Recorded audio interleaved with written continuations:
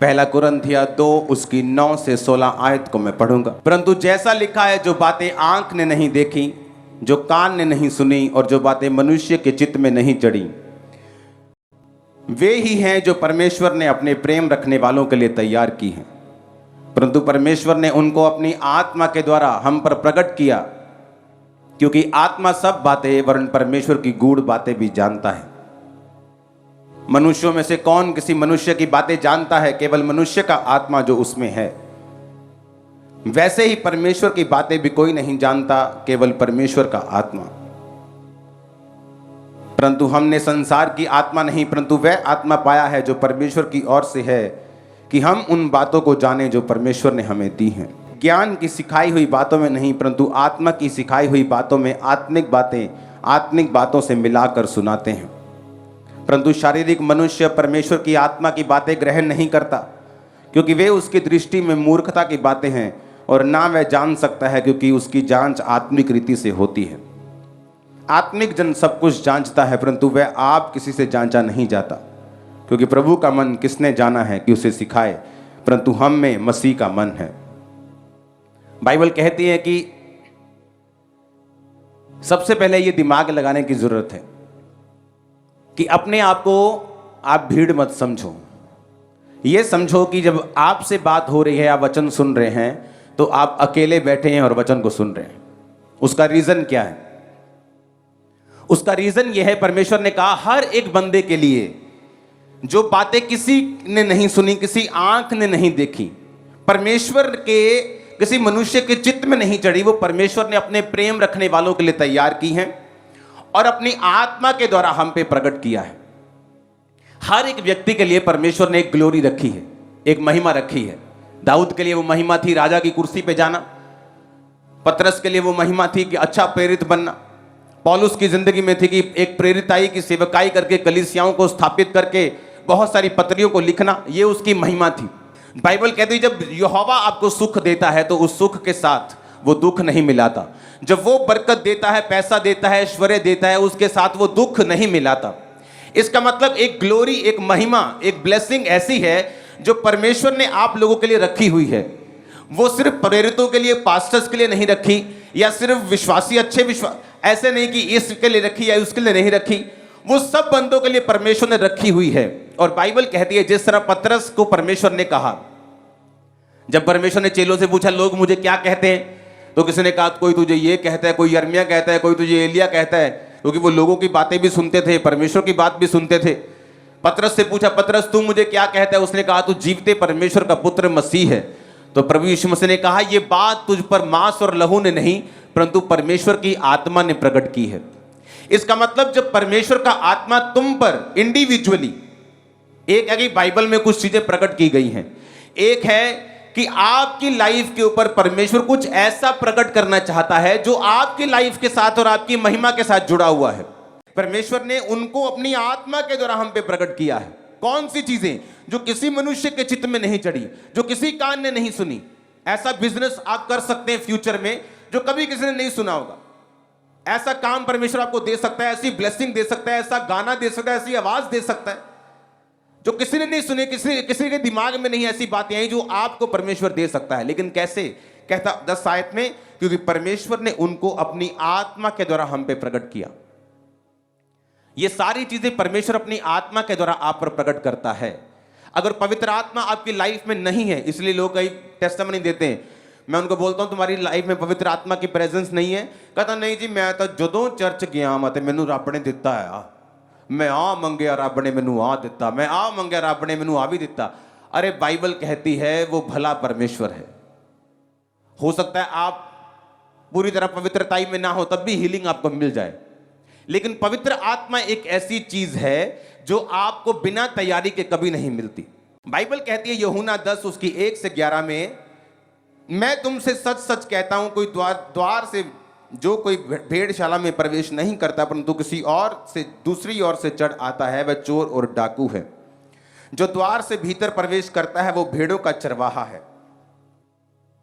मैं 7 आयत पढ़ूंगा। तब यीशु ने उनसे फिर कहा मैं तुमसे सच सच कहता हूं भेड़ों का द्वार मैं हूं। जितने मुझसे पहले आए वो सब चोर और डाकू हैं परंतु भेड़ों ने उनकी ना सुनी। यीशु मसीह ने कहा द्वार मैं हूं। आपने बहुत दुनिया देखी होगी, कई बार किसी को खेल आती है, कहीं फंक्शन में कोई खेल पड़ा तो उसको लेके जाते हैं। जब लेके जाते पूछते हैं कौन है भाई, किसी का जगह पे लेके कहीं और लेके, बोलती मैं फलाना हूं, मैं फलानी हूं। तो बोलता भाई तुझे किसने बुलाया, इसने तो तुझको नहीं बुलाया। तो यीशु मसीह ने कहा जितने आपके घर में जब चोर आता है, सामने से आता है कि ऊपर से आता है कि दीवार फांद के आता है कि चोरी से आता है, बताओ? कि दरवाजा खटखटा के आता है कि भाई साहब आओ चोरी करनी है, बहन जी खोलियो जरा दरवाजा। छुप छुपा के आता, क्योंकि वो चोर और डाकू है, क्योंकि वो चोरी करने, घात करने और नष्ट करने आया है।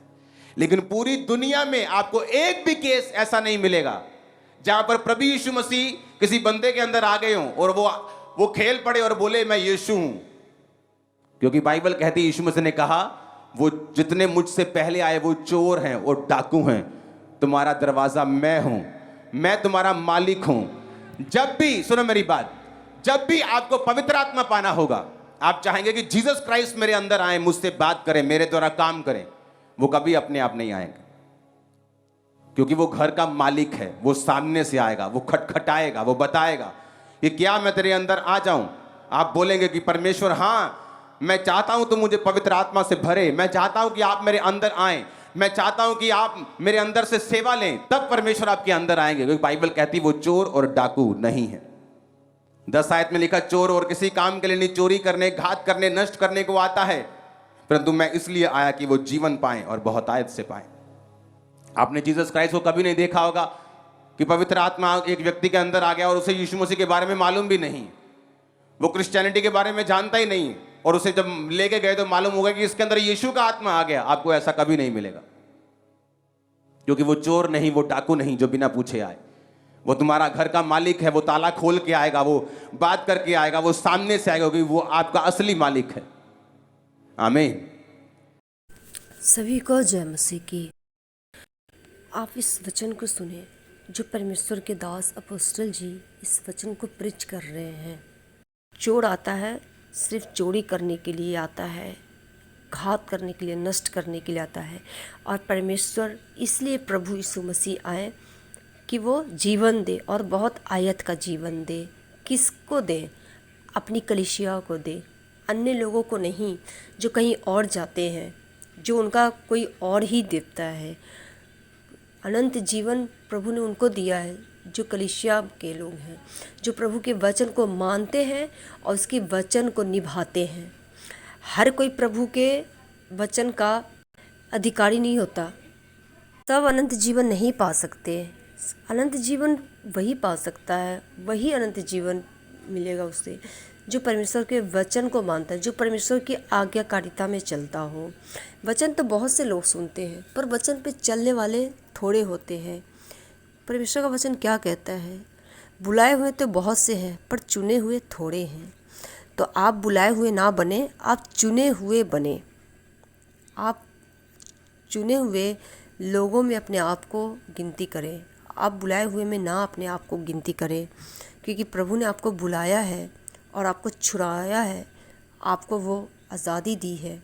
कुछ लोग जब चर्च में आते हैं तो जैसी प्रार्थना शुरू होता है, वर्शिप शुरू होता है, परमेश्वर के दास जब आते हैं तो लोग गिरना चालू होता है, चीखना, चिल्लाना, खिलाना चालू होता है। तो बहुत से लोग ये नहीं समझ पाते।